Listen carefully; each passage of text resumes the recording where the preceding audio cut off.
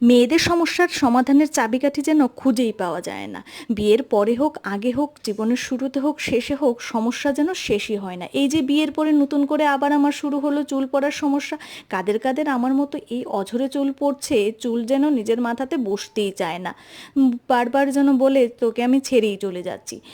চলে যেতে দিলে তো আর হবে না, ধরে রাখতে হবে। ওই জন্য দেখো পেঁয়াজের রসটা আমি বার করে নিয়েছি, দেখলে কিভাবে কি করলাম। আর একটা কটন নিয়ে নিয়েছি সাথে, ভালোভাবে অ্যাপ্লাই করার জন্য। আসলে যদি সেটা হাতে অ্যাপ্লাই করো ওইভাবে কিন্তু ভালোভাবে অ্যাপ্লাই হবে না।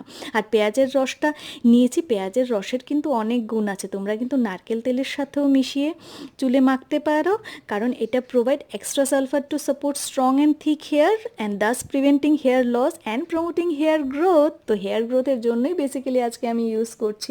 1 ঘন্টা না, 30 মিনিট চুলে রেখে তারপর ভালোভাবে ধুয়ে নিয়েছি। দেখো আমার মতো তোমরাও কিন্তু এটা অ্যাপ্লাই করতে পারো সপ্তাহে 2 দিন।